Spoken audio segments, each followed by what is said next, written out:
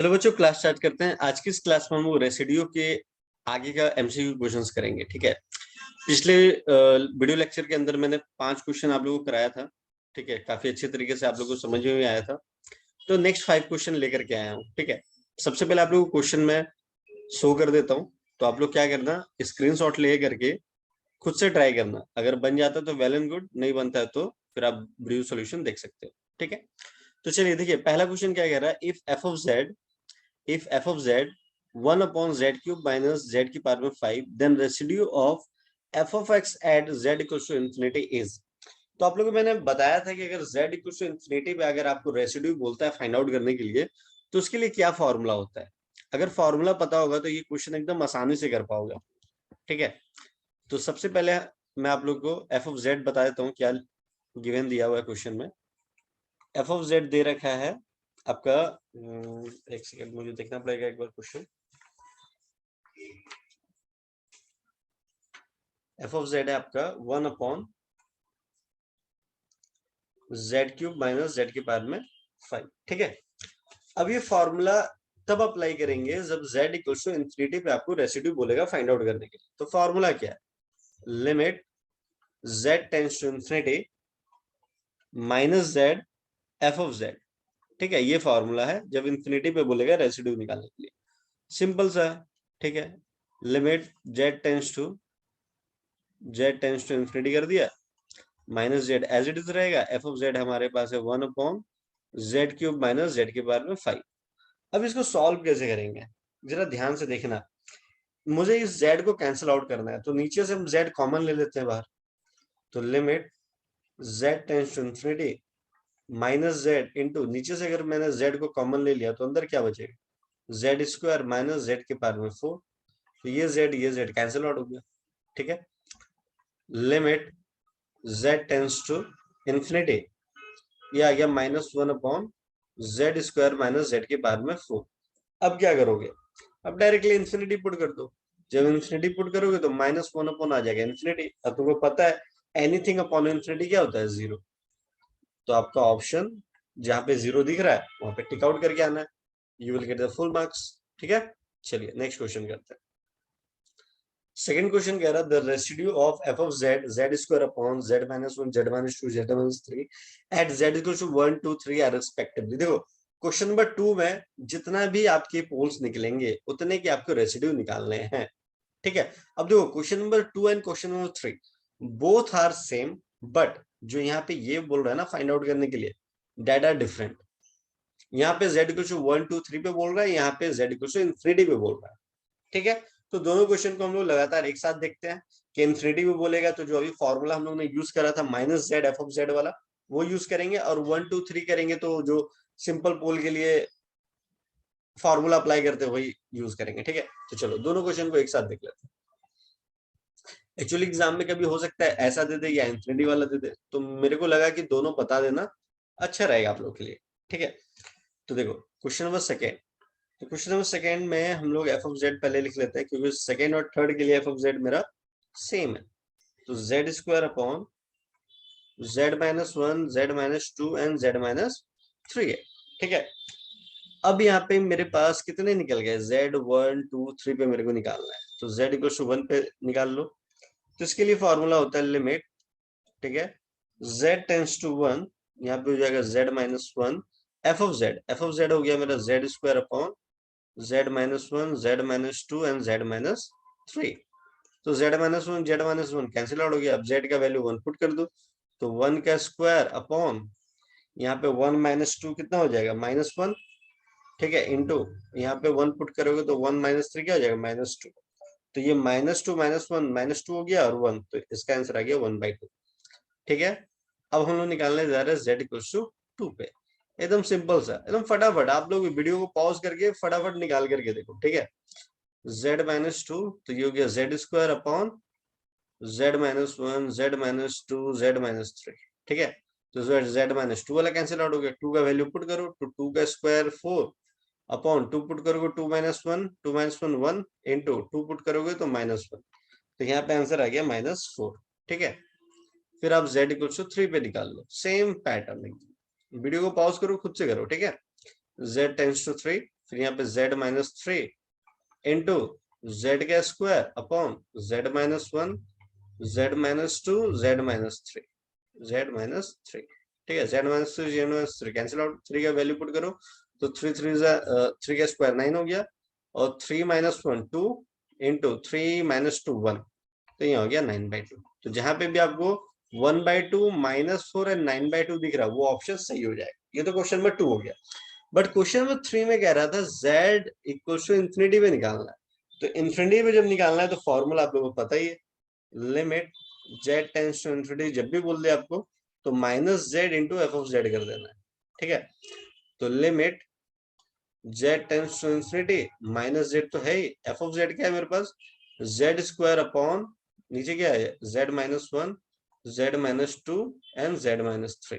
ठीक है, यहाँ पे थोड़ा सा कॉन्सेप्ट आपको ध्यान देने वाली बात है। ठीक है, z को z स्क्वायर से मल्टीप्लाई कर देंगे तो क्या मिल जाएगा हमें, तो ये मिल जाएगा z क्यूब। अब ये z क्यूब को मुझे हटाना है, तो कैसे हटाएंगे, इससे z कॉमन बाहर ले लो, इससे z कॉमन बाहर ले लो, इससे z कॉमन बाहर ले लो, z into Z into Z.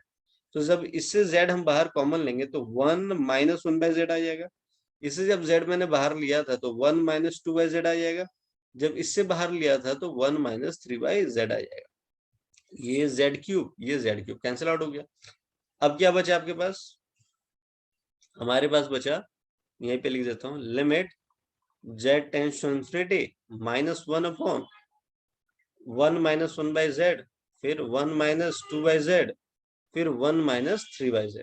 ठीक है, अब इंफिनिटी पुट करो तो anything upon infinity is zero, तो मेरे को क्या मिल गया, -1 upon 1 - 0 is 1 into 1 - 0 is 1 into 1 - 0 is 1। तो आंसर क्या आ गया, -1। ठीक है, जहां पे -1 है आंसर टिक करके आना है आप लोग। ठीक है, चलो क्वेश्चन नंबर 4 पे चलते हैं। ये देखिए क्वेश्चन नंबर 4, क्वेश्चन नंबर 4 क्या है, इफ एफ ऑफ जेड आपको दे रखा है, residue of z equal to -1 पे निकालना है। ठीक है, तो ध्यान से देखना नीचे जो हमारा, अगर जेड +1 इक्वल टू 0 करते हो तो इसका ऑर्डर देख लो, ऑर्डर मेरा 3 है, तो भैया सिंपल पोल वाला फॉर्मूला नहीं लगेगा। यहाँ पे कौन सा फॉर्मूला लगेगा, nth ऑर्डर वाला।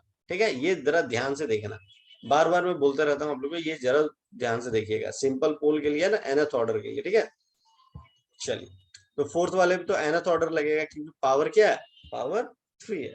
ठीक है, चलो, तो सबसे पहले हम लोग फोर्थ वाले पे एफ ऑफ जेड लिख लेते हैं, साइन 2z अपॉन नीचे मेरा z+1 का होल क्यूब। ठीक है, चलो, तो जैसे ही तुम z प्लस मतलब होल क्यूब को इक्वल टू 0 करोगे तो भैया z+1 का होल क्यूब को क्या लिख सकते हो, z+1, z+1 एंड z+1। तो सबको इक्वल टू 0 करोगे तो क्या आ जाएगा, z की वैल्यू -1 -1 -1। ठीक है, ये तो nth ऑर्डर का, ये तो पता है हमें, तो कौन सा फॉर्मूला लगाएंगे, residue of f of a equals to 1/n-1 का फैक्टोरियल, फिर limit z tends to a, फिर यहाँ पे आपको डालना होगा dn-1 dz(n-1), फिर z माइनस ए रेस्ट पर n एफ ऑफ जेड। ये फॉर्मूला अप्लाई करना पड़ेगा। तो चलिए फॉर्मूला अप्लाई करते हैं। n क्या है भैया, n तो मेरा 3 है यहाँ पे। ठीक है, तो डालिए यहाँ पे 1/3 - 1 का फैक्टोरियल। ठीक है, फिर लिमिट z टेंड्स टू किस पे बोल रहा है, -1 पे, -1। ठीक है, उसके बाद 3 - 1 2, तो ये हो गया, मतलब डबल डिफरेंशिएशन करना पड़ेगा, z+1 का होल क्यूब, फिर आपका एफ ऑफ जेड कितना है मेरे पास, एफ ऑफ जेड है आपका साइन 2z अपॉन z+1 का होल क्यूब। ये हो गया कैंसिल आउट। ठीक है, तो ये हो गया 1/2 का फैक्टोरियल, 2 का फैक्टोरियल 2 ही होता है। ठीक है, बट फिर भी आप लोग के लिए मैंने लिख दिया z टेंड्स टू -1। ठीक है, अब यहाँ पे हमको क्या निकालना है, डबल डिफरेंशिएशन करना है किसका, साइन 2z का। अब जिसका डिफरेंशिएशन यहाँ पे स्ट्रॉन्ग है वो कर सकता है, नहीं है तो भैया पहले डिफरेंशिएशन सीख लो आप लोग। 1/2 होगा, 2 का फैक्टोरियल 2 होता है, लिमिट z टेंड्स टू -1। ठीक है, अब देखो साइन 2z का पहला डिफरेंशिएशन करते हैं, तो एक डिफ्रेंसिएशन बचेगा, साइन 2z का हो जाएगा cos 2z, cos 2z into 2, क्योंकि 2z का फिर से होगा तो 2 होगा। एक बार और डिफ्रेंसिएशन करना है, 1/2 लिमिट z टेंस टू -1, तो एक बार और करेंगे तो cos का माइनस होगा, माइनस साइन 2z, ठीक है, ये 2 ऑलरेडी है मेरे पास, और इस 2z का फिर से 2 होगा, ठीक है। तो ये गया 1/2 लिमिट z टेंस टू -1, तो यहाँ पे आ गया -4 साइन 2z, ठीक है। अब तेरे को -1 पुट करना है, कर दो पुट -1, तो 1/2 इंटू -4 साइन, -1 पुट करोगे 2 इंटू मतलब 2 इंटू -1 तो -2 आ गया ना, डायरेक्टली -2 लिख दो। अब तुमको पता है साइन के अंदर थीटा माइनस थीटा होता है, तो बाहर फेंक देता है वो, तो 1/2 इंटू तो माइनस माइनस प्लस हो गया, 4 इंटू साइन 2 हो गया, ठीक है, 2 2 जा 4, तो फाइनल आंसर क्या आ गया 2 साइन 2। तो इतना कॉन्सेप्ट आना चाहिए आप लोगों को, अगर इस लेवल पे आप लोग आए हो तो, ठीक है। चलो नेक्स्ट क्वेश्चन करते हैं, जो कि लास्ट क्वेश्चन है। आज तो अच्छा अच्छा क्वेश्चन लेकर के आया हूँ आप लोगों के सामने, ठीक है। लास्ट क्वेश्चन क्या है, if f of z 1/z² plus 1 का whole square then the residue for f of z at z equals to iota. अब देखिए ये आयोटा दिया हुआ है ना, बट अब तुम बोलो sir z² plus 1 equals to 0 करेंगे तो आयोटा कैसे आएगा। देखिए भैया इसको है ना फैक्टराइज करना पड़ेगा, ठीक है। फैक्टराइज करोगे कैसे, देखो दो तरीके हैं। अगर कोई बच्चे को नहीं पता है फैक्टराइज, तो वो जो 11th क्लास में नॉर्मल करते थे वो भी कर सकते हो, कोई दिक्कत नहीं है। z² प्लस 1 का होल स्क्वायर, अगर तुम इसको फैक्टराइज करोगे ना तो ये आ जाएगा z माइनस आयोटा का whole square, z plus iota का होल स्क्वायर। अब बहुत सारे बच्चे बोलेंगे सर ये कैसे आ गया, सब नहीं समझ में आ रहा है, ठीक है, ये फैक्टराइज कैसे कर दिया आपने। तो देखो बाबू, z² प्लस 1 इक्वल टू 0 करोगे तो z² इक्वल टू -1, तो स्क्वायर जब उधर जाएगा तो प्लस माइनस क्या होगा √-1, तो z इक्वल टू क्या आएगा √-1 को ही तो आयोटा बोलते हैं। तो एक बार प्लस आयोटा एक बार माइनस आयोटा आ रहा है, ठीक है। तो इसीलिए z माइनस आयोटा हो गया का होल स्क्वायर, फिर z प्लस आयोटा का होल स्क्वायर आ गया, ऐसे भी समझ सकते हो इस चीज को, ठीक है। चलो तो अगर इक्वल टू 0 करेंगे तो z का वैल्यू आएगा एक बार आयोटा एक बार माइनस आयोटा। माइनस आयोटा को कुछ नहीं करना है, क्योंकि क्वेश्चन में बोल दिया है कि z इक्वल टू आयोटा पे ही आपको रेसिड्यू फाइंड आउट करना है, ठीक है। तो फॉर्मूला क्या होता है, अब उसको भी देख लो, nth ऑर्डर है या सिंपल पोल है, तो भैया पावर 2 है तो nth ऑर्डर लगेगा, ठीक है। तो रेसिड्यू ऑफ एफ ऑफ ए, पहले फॉर्मूला लिखवा देता हूँ, 1/n-1 का फैक्टोरियल, ठीक है, लिमिट लिमिट क्या देखें z टेंस टू a, ठीक है, फिर d अपॉन dz, यहाँ पे n-1 यहाँ पे भी n-1 कर दो, ठीक है, z माइनस ए रेस्ट पर n एफ ऑफ जेड। मैं बार बार फॉर्मूला इसलिए लिख रहा हूँ कि आप लोगों को लर्न हो जाए और पता चले क्या फॉर्मूला यूज कर रहा हूँ मैं। n क्या n2 है, तो यहाँ पे क्या लिखोगे 2-1 का फैक्टोरियल, लिमिट z क्या 1 पे सॉरी आयोटा पे बोल रहा था निकालने, तो z टेंस टू आयोटा, फिर यहाँ पे क्या होगा 2-1, तो एक ही डिफरेंशिएशन करना पड़ेगा और इजी बात है ना। उसके बाद यहाँ पे हो जाएगा z माइनस आयोटा का whole square, f of z क्या है मेरे पास 1 अपॉन, अब देखो ध्यान से, अब ये वाला मत लिख देना यार, वहां पे ये वाला लिखना है जो फैक्टराइज किया है, तभी तो वो कैंसिल आउट होगा, ठीक है। बहुत बच्चे करते थे सर अब तो कुछ कर ही नहीं रहा, अरे भैया ये क्यों लिखोगे जब तुमने फैक्टराइज करके ये ले आया है तो, ठीक है। तो ये और ये हो गया कैंसिल आउट, ठीक है। तो कैंसिल आउट हो गया तो फिर कैसे करेंगे 1/1 का फैक्टोरियल लिख लो, ठीक है, limit z tends to iota, और इधर आ गया मेरा पहला डिफरेंशिएशन करना पड़ेगा d upon dz, 1/z plus iota का होल स्क्वायर। अब बहुत से बच्चे का यहाँ पे 1 का फैक्टोरियल 1 ही होता है, ठीक है, तो बहुत सारे बच्चों को यहाँ पे डिफरेंशिएशन में यहाँ प्रॉब्लम होगी, ठीक है। तो भैया डिफरेंशिएशन स्ट्रॉन्ग कर लीजिए, तो z प्लस आयोटा रेस्ट पर -2 कर देंगे, ऊपर जाएगा तो -2 हो जाएगा, ठीक है। अब यहाँ पे डिफरेंशिएशन लगाएंगे, तो limit z tends to iota -2, आगे आता है पावर z प्लस आयोटा, एक पावर कम होता तो -2 -1 तो -3 हो गया।